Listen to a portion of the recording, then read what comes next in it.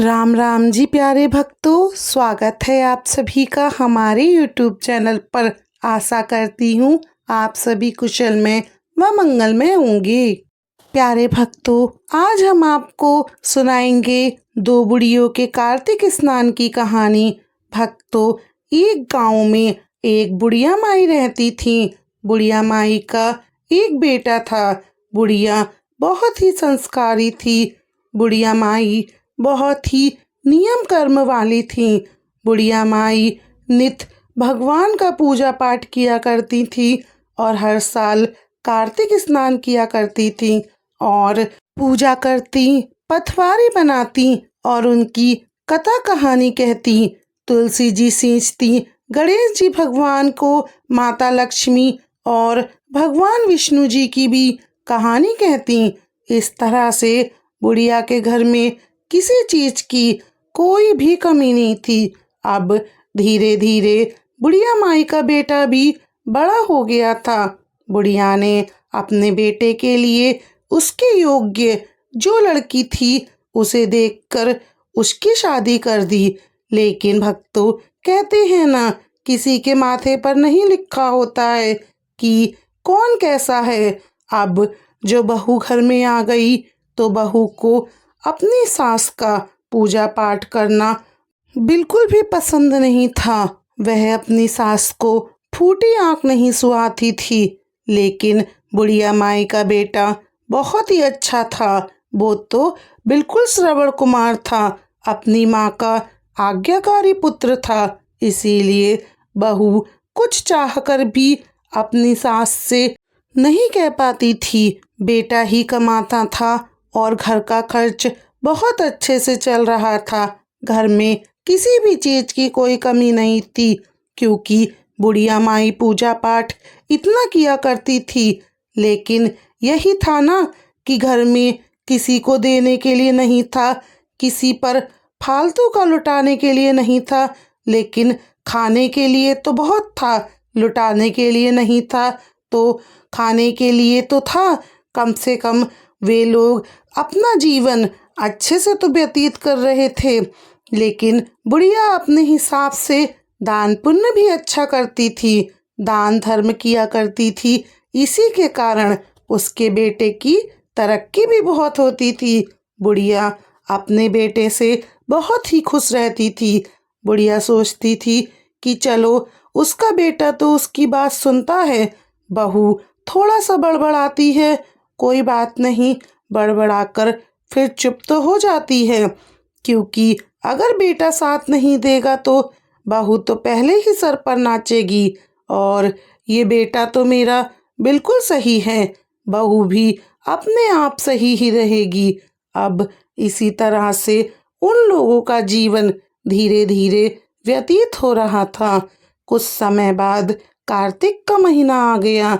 अब जो सास कहने लगी अपने बेटे से, बेटा मैं हर साल कार्तिक नहाती हूँ।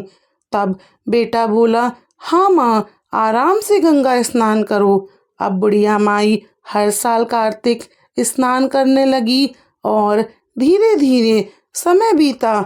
घर में पोते की किलकारियाँ गूंजने लगीं। अब बुढ़िया माई तो बहुत खुश थी कि चलो, बेटे का भी अपना घर परिवार हो गया, उसका भी घर परिवार पूरा हो गया। आज मुझे बहुत खुशी हो रही है। अब जो अपना प्रभु भक्ति में मैं सारा जीवन गुजारना चाहती हूँ। अब बुढ़िया ने अपने बेटे से कहने लगी, बेटा मुझे हरिद्वार जाना है, मुझे जो चतुर्मास का स्नान करना है। तब उसका बेटा बोला, ठीक है माँ, तुम चतुर्मास का स्नान करो और जो भी तुम्हें ज़रूरत होगी मैं तुम्हें हरिद्वार छोड़ाऊंगा। तुम्हारी ज़रूरत के जो जो भी सामान तुम्हें लगेगा सब ले जाऊंगा। अब लड़का अपनी पत्नी से कहता है, अरे सुनो भगवान, मेरी माँ के लिए गोंद और गिरी के लड्डू बना दो और खूब अच्छा सा करके घी डालना। मेरी माँ 1 महीने के लिए हरिद्वार जा रही है। जब बहू ने ये सुना कि बुढ़िया के लिए गोंदगिरी के लड्डू बनाऊंगी और उधर जो बहू थी वो बहुत ही गरीब घर की थी। उसकी माँ तो कोई भी पूजा पाठ नहीं किया करती थी। तब बहू सोचने लगी कि सास के लिए गोंदगिरी के लड्डू बनाऊंगी, क्यों ना मैं अपनी माँ के लिए गोंदगिरी के लड्डू बनाऊं। अब बहू ने आटा भूना और ऐसे सूखे लड्डू जिसमें ना तो कोई घी था ना ही कोई मेवा थी अपनी सास को बना कर रख दिए और उस आटे में नमक भी मिला दिया और थोड़ी सी मिट्टी भी मिला दी ताकि बुढ़िया लड्डू खा ही ना पाए। और बहू ने जो गोंदगिरी के लड्डू बनाए थे वो लड्डू उसने अपनी माँ के लिए पहुंचा दिए। यानी जो मिट्टी और नमक मिले हुए लड्डू थे वो एक डिब्बे में भरकर उसने अपनी सास को दे दिए। अब अगले दिन जो बेटा बोला, चलो माँ मैं तुम्हें हरिद्वार छोड़ आता हूँ, तो दोनों माँ बेटे बड़ी खुशी खुशी के साथ गंगा स्नान करने के लिए और वहीं पर चतुर्मास का स्नान करने के लिए चल दिए, क्योंकि कार्तिक का महीना आने वाला था। और वह कहने लगी कि गंगा स्नान करने से जो कार्तिक के महीने की बहुत ही बड़ी महिमा होती है। इस महीने में जो भी कार्तिक स्नान करता है उसके जो इस जन्म तो सुधर ही जाता है, साथ ही साथ उसके अगले जन्म भी सब सुख संपन्न हो जाते हैं। उसके बाद घर में किसी भी प्रकार की कोई कमी नहीं रहती। बेटा बड़ा प्रसन्न हुआ कि माँ ये तो मेरे अच्छे कर्म हैं कि मैं आपको तीर्थ करवाऊं। अपनी माँ को लेकर बेटा गंगा स्नान कराने के लिए हरिद्वार ले गया।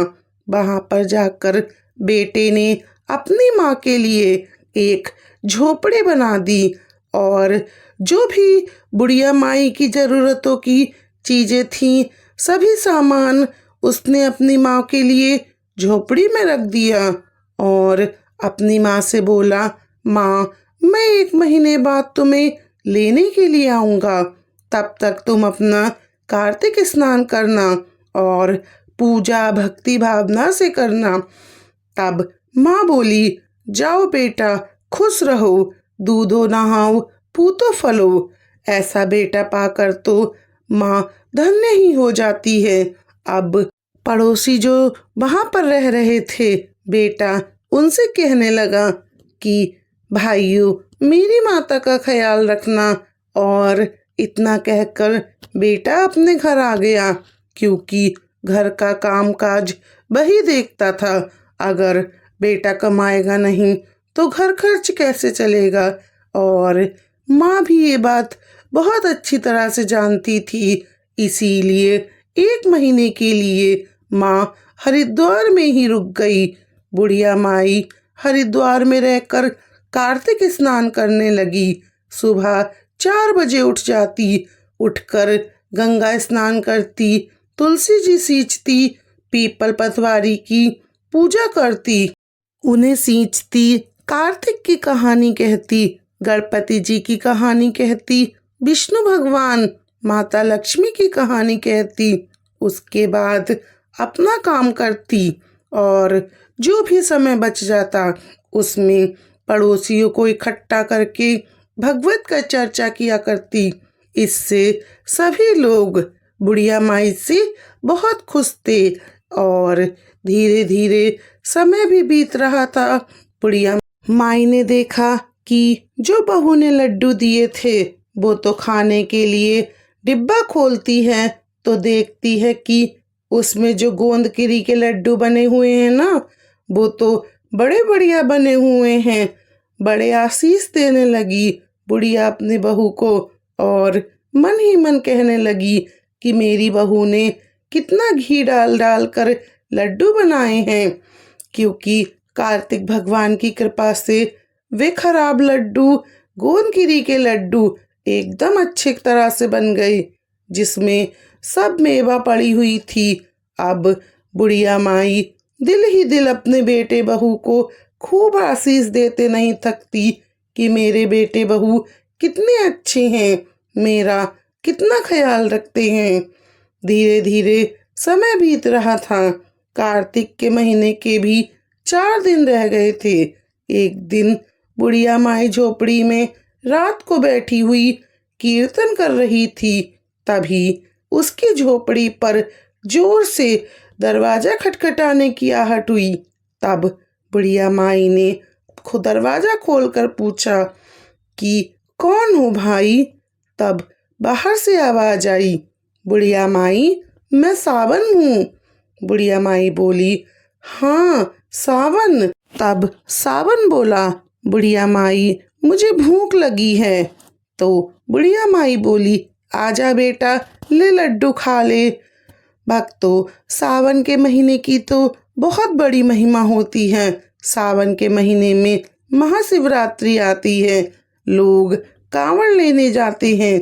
भगवान भोलेनाथ को कांवड़िए सच्चे दिल से जल चढ़ाया करते हैं। सावन के महीने की तो बड़ी महिमा अपरंपार है। बुढ़िया माई ने एक लड्डू सावन को दे दिया तो सावन ने लड्डू खा लिया और चलते चलते बुढ़िया माई की झोपड़ी पर लात मारकर चला गया। अब बुढ़िया माई की झोपड़ी का एक सिरा जो था वो सोने का बन गया। अगले दिन भादो आया। भादो ने भी कहा, बुढ़िया माई भूख लगी है। तब बुढ़िया माई बोली, कौन है। तो भादो बोला, मैं भादो हूँ। तब बुढ़िया माई ने कहा, आजा बेटा। भक्तों, भादो के महीने को देखो तो भगवान श्री कृष्ण का जन्म मनाया जाता है। भादो के महीने में भी कितना अच्छा लगता है जब हम खूब खुशियाँ मनाते हैं। भगवान कृष्ण की जन्माष्टमी आती है और जन्माष्टमी को खूब धूमधाम से मनाए जाते हैं। इसी तरह से बुढ़िया माई ने भादो को भी लड्डू दिया और उसे विदा कर दिया। भादो ने भी चलते चलते एक लात बुढ़िया माई की झोपड़ी में मार दी। अब बुढ़िया की झोपड़ी का दूसरा कोना भी सोने का हो गया। अब तीसरी बार जब तीसरी रात थी तो बुढ़िया माई भजन कीर्तन तो करती ही रहती थी। अब जो रात में अश्विन का महीना आया और तो बुढ़िया माई ने बोला, कौन है बेटा। तब अश्विन ने कहा, अरे बुढ़िया माई, मैं तो अशोक हूँ, भूख लगी है। तो बुढ़िया माई ने कहा, ले तू भी लड्डू खा ले। तो अश्विन के महीने ने भी लड्डू खाया और चलते चलते वो भी बुढ़िया माई की झोपड़ी को जो एक लात मारकर चला गया। अब बुढ़िया माई का झोपड़ी का तीसरा कोना भी सोने का हो गया। भक्तों, अश्विन का महीना भी कितना पवित्र होता है क्योंकि अश्विन के महीने में पितृपक्ष आते हैं, माता के नवरात्रे आते हैं, सब बुराइयों पर अच्छाइयों की जीत होती है। अब अश्विन का महीना चला गया। तब बुढ़िया माई का चौथा दिन था और कार्तिक स्नान का भी आखिरी दिन था। अब चौथी रात को भी बुढ़िया माई अपने भजन कीर्तन में लगी हुई थी। तभी फिर से किसी ने दरवाजा खटखटाया। बुढ़िया माई बोली, कौन है। तब बुढ़िया बाहर से आवाज आई, अरे बुढ़िया माई, मैं तो कार्तिक हूँ। तो बुढ़िया माई ने बोला, अच्छा बेटा। तो कार्तिक बोला, बुढ़िया माई भूख लगी है। तो बुढ़िया माई ने उसे भी लड्डू दे दिया। अब भक्तों देखो, कार्तिक का महीना कितना पवित्र होता है। दीपावली आती है, दशहरा आता है, कितने अच्छे से भगवान की पूजा होती है। सभी बुराइयों पर अच्छाई की जीत होती है। लोगों का तो ये जन्म तो सुधरता ही सुधरता है। कार्तिक स्नान करने से परलोक भी सुधर जाता है। लोगों के घर में अन्न के भंडार भर जाते हैं। सब त्योहार कार्तिक के महीने में आते हैं।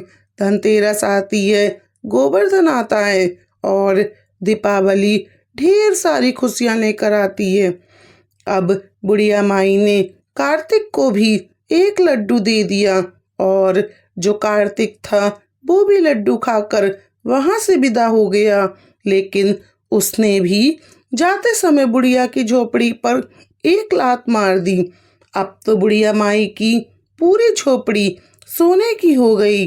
बुढ़िया का कार्तिक स्नान भी पूरा हो गया था।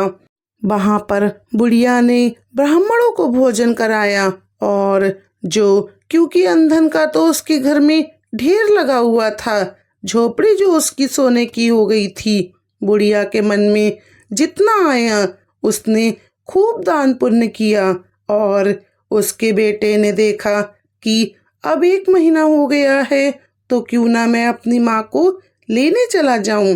बेटा पालकी सजाकर अपनी माँ को लेने चल दिया और जब हरिद्वार में गंगा नदी के किनारे पहुंचा, जहां पर उसने अपनी माँ के लिए झोपड़ी बनाकर आया था, देखा वहां पर तो कोई भी झोपड़ी नहीं थी, तो वहां पर तो एक सोने का महल खड़ा था।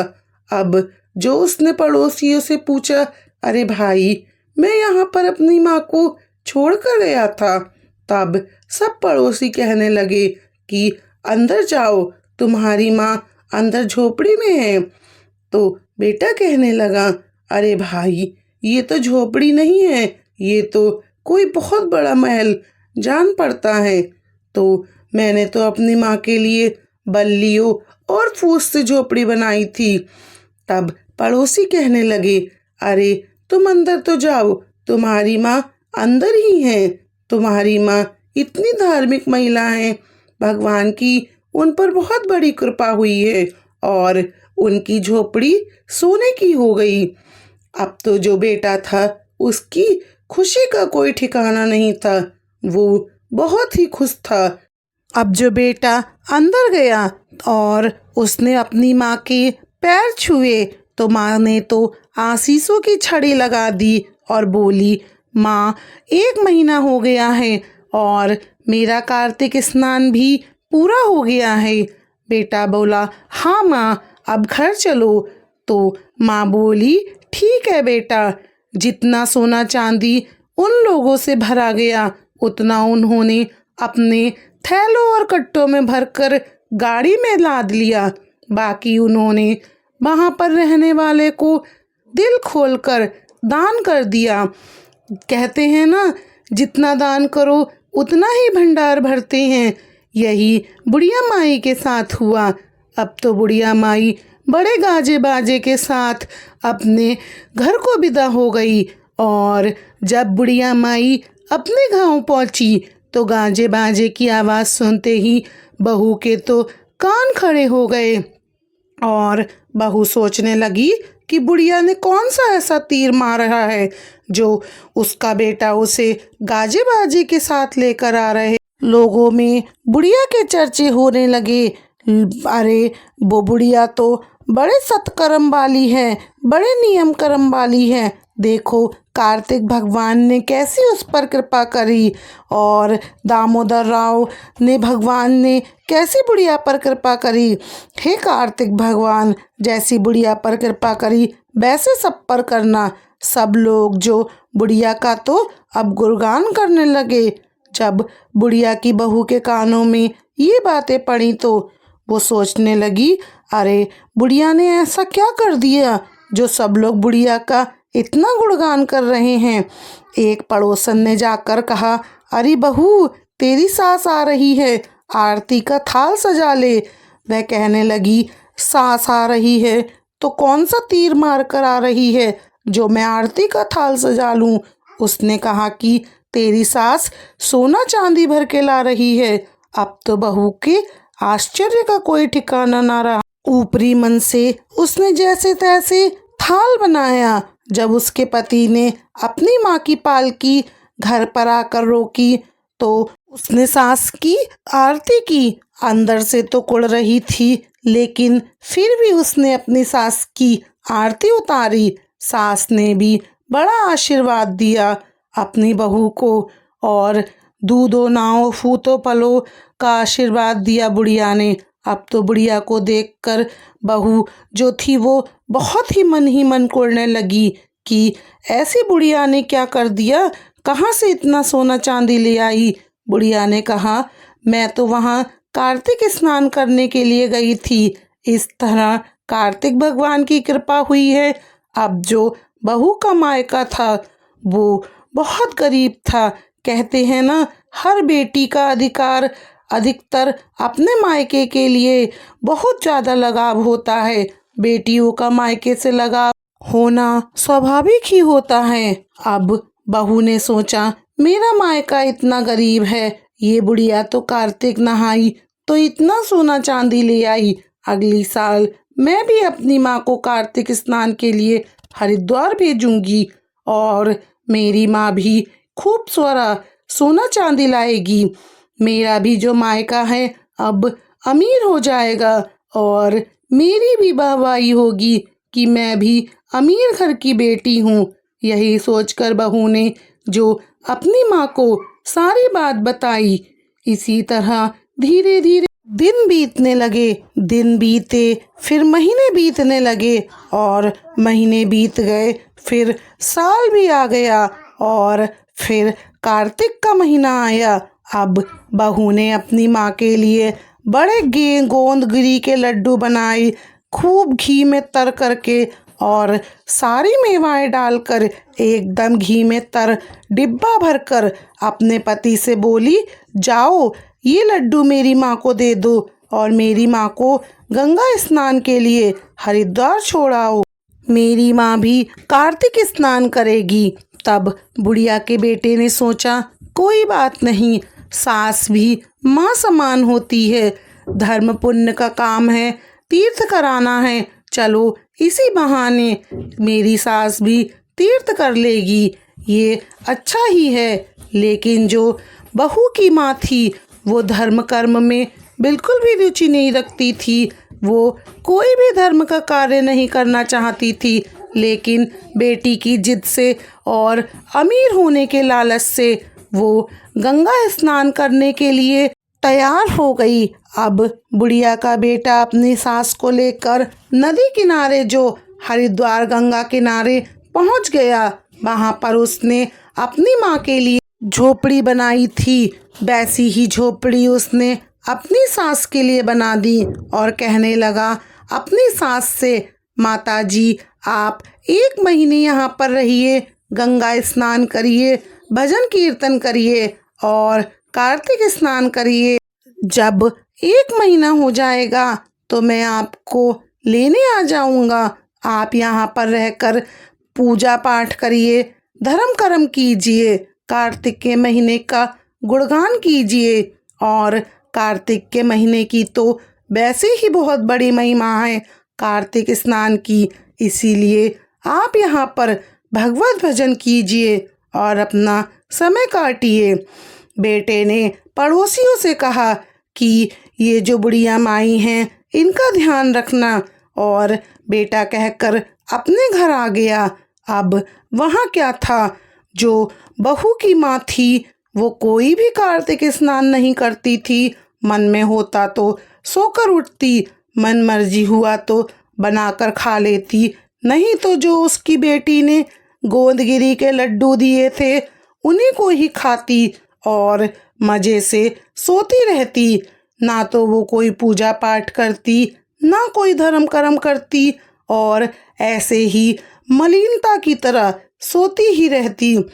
पड़ोसी भी सोचते, पहले वाली बुढ़िया आई थी, कितनी पूजा पाठ किया करती थी। सब लोग सोचते कि हम उसके पास रहकर कितना ज्ञान उससे सीख रहे हैं, लेकिन ये बुढ़िया तो बाहर ही नहीं निकलती, दोपहर को उठती तब नहाती। लेकिन लोगों को क्या पड़ी थी, कोई भी कभी भी कुछ भी करो। अब धीरे धीरे कार्तिक के महीने के भी 4 दिन रह गए थे। अब बुढ़िया रात में अपनी झोपड़ी में सो रही थी। तब रात में सावन ने दरवाज़ा खटखटाया। सावन बोला, बुढ़िया माई मैं भूखा हूँ। तो बुढ़िया बोली, भूखा है तो क्या सिर पे नाचेगा? तो सावन ने कहा, बुढ़िया माई मुझे 1 लड्डू दे दो। बुढ़िया बोली, मेरे पास कोई लड्डू वड्डू नहीं है, जब चला जाए यहाँ से। तो वैसे भी मेरे पास में गिने चुने ही लड्डू बचे हैं, वैसे भी मुझे यहाँ पर आकर अपने आप से ही खाना बनाना पड़ रहा है। अब यहाँ पर बुढ़िया ने सावन को धमका कर भगा दिया।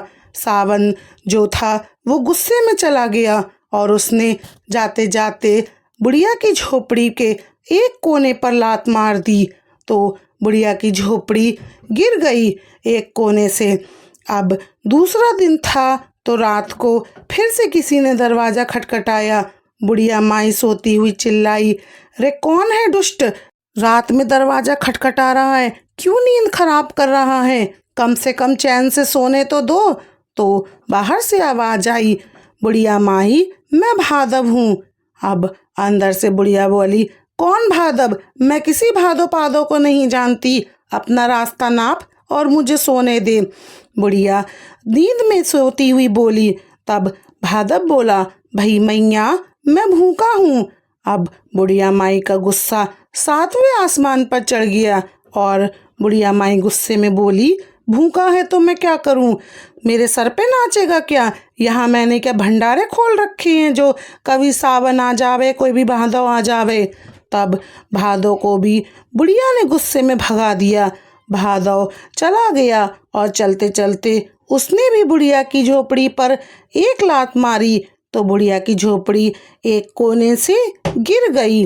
अब कार्तिक का तीसरा दिन था तो बुढ़िया माई फिर से अपनी झोपड़ी में रात में सो रही थी तो तीसरी रात अश्विन ने दरवाज़ा खटखटाया। बुढ़िया तो जैसे खार खाए हुई बैठी थी। दरवाज़ा अश्विन के मुंह पर देखकर मारा और कहने लगी, अब कौन है तू। तो अश्विन बोला, मैया मैं अशोक हूँ, भूख लगी है इसलिए तुम्हारे यहाँ आ गया। तो बुढ़िया ने कहा, मैंने तुम्हारे लिए 56 भोग बना रखे हैं जो यहाँ आ रहे हो। तो अश्विन कहने लगा, मैया एक लड्डू तो दे दो। तब बुढ़िया माई ने कहा, हाँ तुझे दे दूँ और अपने खाने को ना रखूँ। बुढ़िया माई ने अश्विन को भी डरा धमका कर भगा दिया। अश्विन जैसे तैसे वहाँ से डर भाग कर आया, लेकिन आते आते उसने भी बुढ़िया माई की झोपड़ी पर एक लात मार दी। बुढ़िया माई की झोपड़ी के अब तीनों कोने गिर चुके थे। अब जो अगली रात कार्तिक आया, टूटी फूटी झोपड़ी में बुढ़िया कंबल ओढ़े लौट रही थी तो ठंड भी उसे लग रही थी। कार्तिक आया, उसने दरवाज़ा खटखटाया। अब बुढ़िया का गुस्सा तो वैसे भी 7वें आसमान पर चढ़ा हुआ था। बुढ़िया डंडा लेकर बैठी, बोली, भाग जा यहाँ से। कार्तिक बोला, नहीं माँ मुझे भूख लग रही है। इससे पहले कार्तिक कुछ और बोल पाता, बुढ़िया बोली, जा रहा है नहीं जा रहा है, नहीं तो डंडे बजा दूंगी। पहले 3 दुष्ट आए, मेरी झोपड़ी को ही गिरा कर चले गए, अब तू और आ गया, रात को ही आना होता है। जैसे तैसे तो जाड़ों में मैं यहाँ पे अपने समय काट रही हूँ और इनको भूख लगती है तो चले आते हैं यहाँ पर, जैसे यहाँ पर 56 भोग मिल रहे हों। भिखमंगे कहीं के कभी भी आ जाते हैं भीख मांगने। इस तरह से जो बुढ़िया थी डंडा लेकर कार्तिक के पीछे भागी। कार्तिक तो वहाँ से चला गया और जाते जाते उसने भी बुढ़िया की झोपड़ी पर लात मार दी, जिसकी वजह से बुढ़िया की झोपड़ी पूरी तरह से गिर गई और बुढ़िया गधी बन गई। कार्तिक के श्राप से बुढ़िया गधी बनकर वहीं पर बैठी रही। अब जो वह अपनी झोपड़ी में इधर उधर घूमने लगी, अड़ोस पड़ोस के लोगों ने देखा कि बुढ़िया की झोपड़ी तो गिरी पड़ी है, इसमें तो बुढ़िया रह रही थी, लेकिन बुढ़िया की जगह झोपड़ी में एक गधी बैठी हुई है।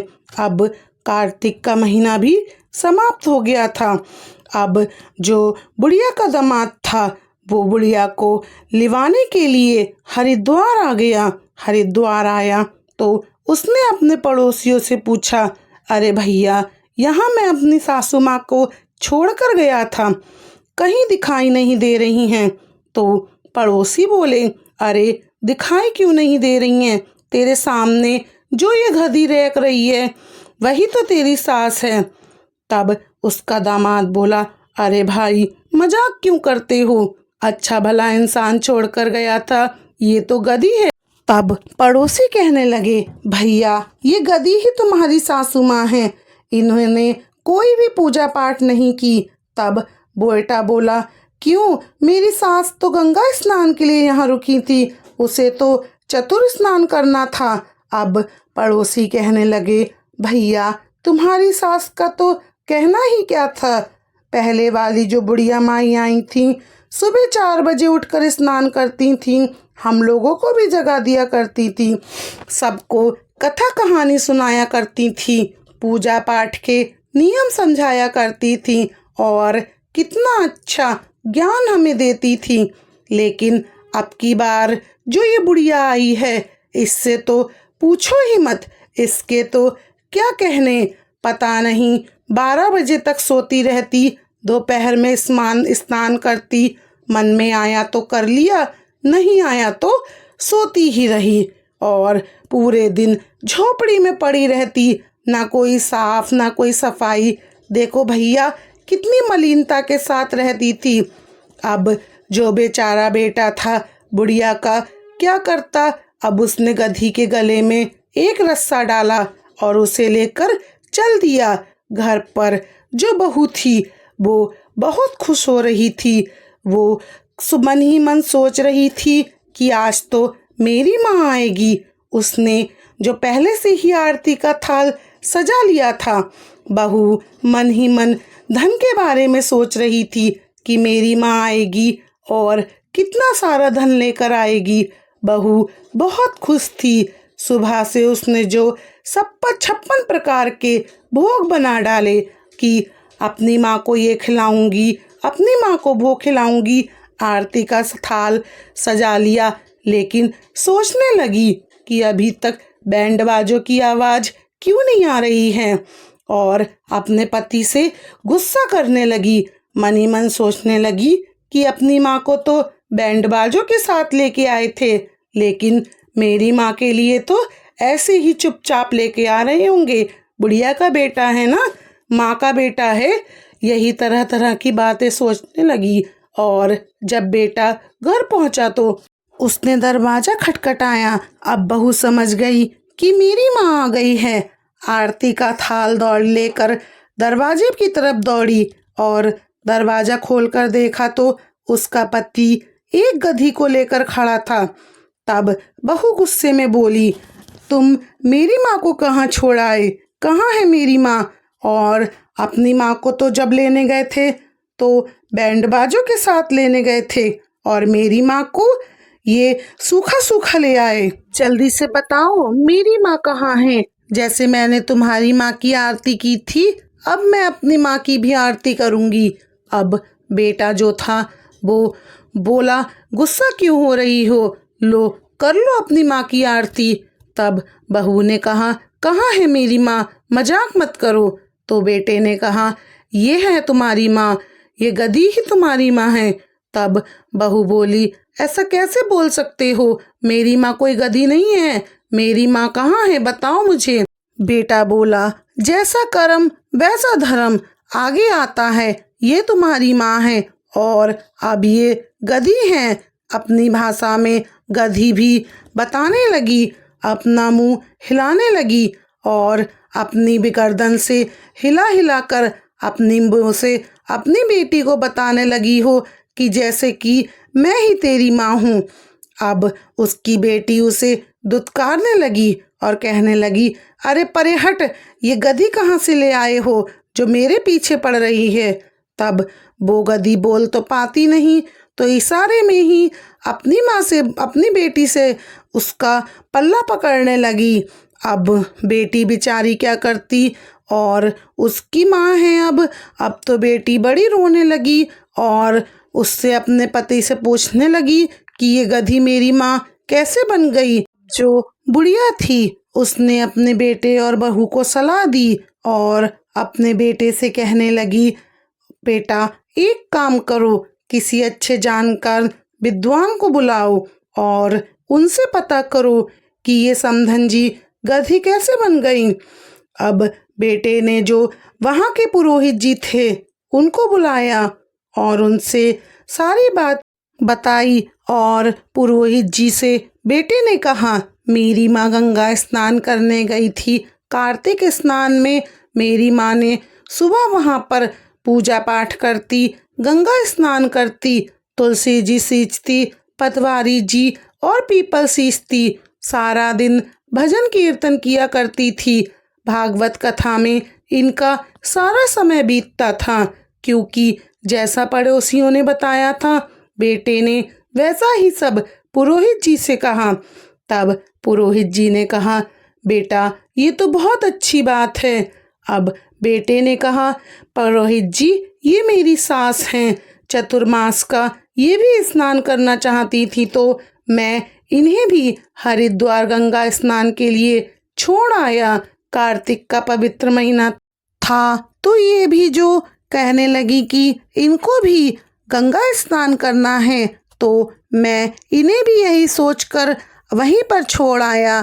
तब सासू माँ को जब छोड़ कर आया तो पड़ोसियों ने मुझे बताया कि तुम्हारी सास तो गधी बन गई हैं। ये तो ना कार्तिक स्नान करती थी, ना तुलसी जी सींचती थी, ना ही पीपल पतवारी सींचती, ना ही कोई कथा कहानी कहती थी।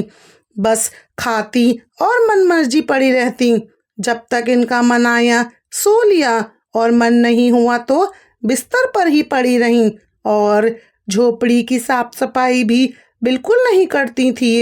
ये तो वहां पर बड़ी मलिनता के साथ रह रही थी। तब पुरोहित जी ने सारी बात सुनी और उन्होंने ध्यान लगाया।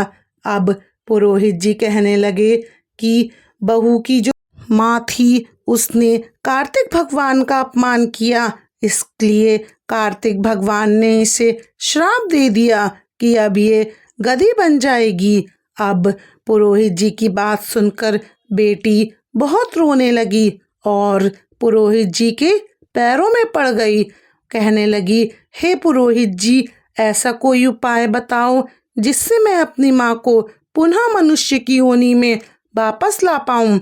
तब पुरोहित जी बोले, बेटी अब जब अगले साल कार्तिक का महीना आएगा और तुम्हारी सास स्नान करेंगी तो उस स्नान से 1 महीना कार्तिक का महीना इनको स्नान कराना, तब ये अपने वास्तविक रूप में आ जाएंगी। बहू ने कहा, ठीक है पुरोहित जी, ऐसा ही होगा।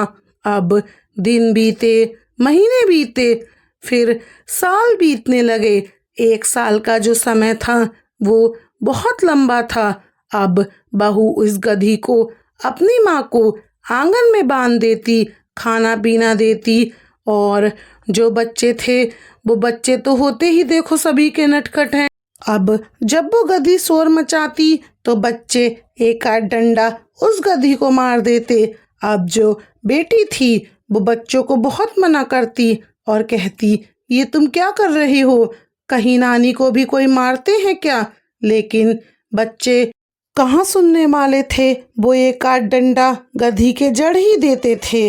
अब क्या करते बच्चे थे, अब कोई भी जानवर है तो बच्चे तो ऐसी हरकतें करते ही थे। अब बुढ़िया अपने नाती पोतों को समझाती और कहती, बेटा तुम्हारी नानी है, ऐसा नहीं करते। बुढ़िया अपने पोते पोतियों को अच्छे संस्कार देती थी, जिससे बच्चे अपनी दादी माँ की हर बात मान लेते थे और अपनी दादी माँ से ही हमेशा चिपके रहते थे। बहू को भी अब अपनी गलती का एहसास हो रहा था। वह मन ही मन सोचती कि मैंने अपनी सास को कभी कोई इज्जत नहीं दी, कभी कोई उनकी अहमियत नहीं रखी। अपनी सास में और अपनी माँ में हमेशा अंतर करती रही। अपनी सास के साथ में मैंने कितना बुरा कर्म किया।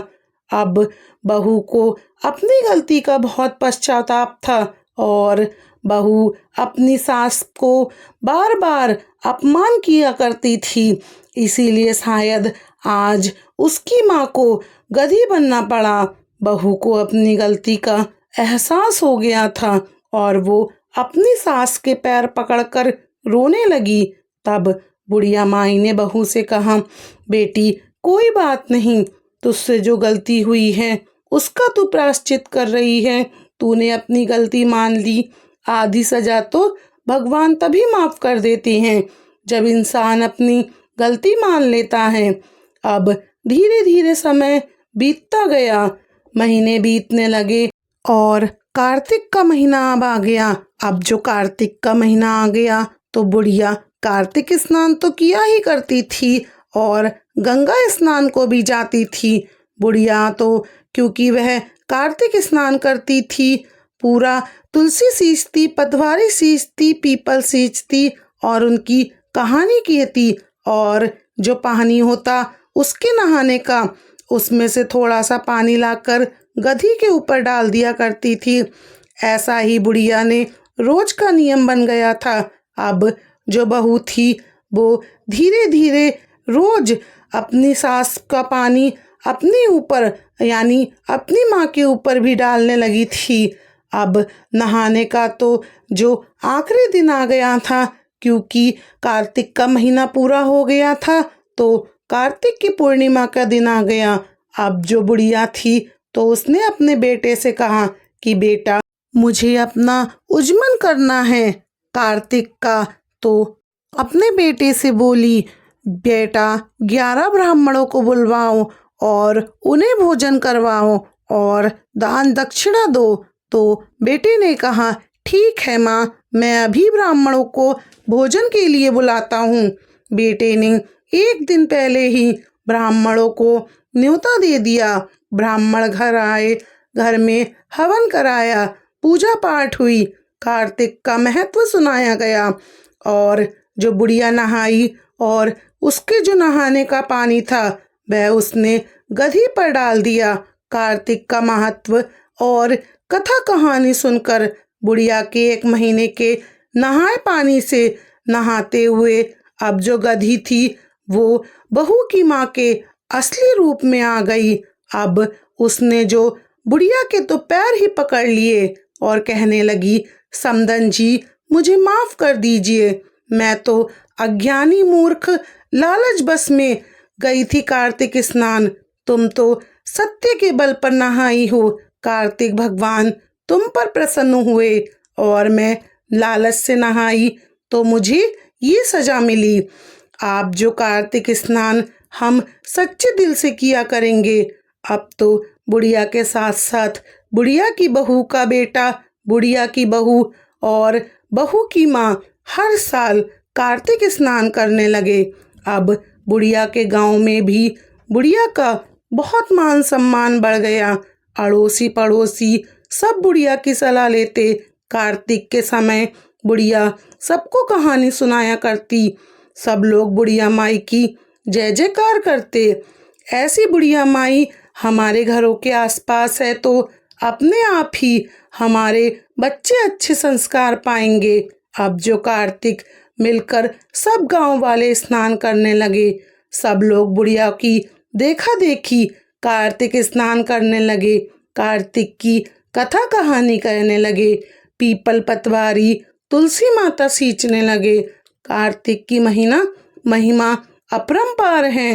हे कार्तिक भगवान, हे दामोदर भगवान, हे विष्णु भगवान, हे माता लक्ष्मी, हे कार्तिक मैया, हे तुलसी मैया, जैसे मैं बहू की माँ को आई वैसे किसी को मत आइयो, और जैसे बुढ़िया माई को आई वैसे सबको आइयो।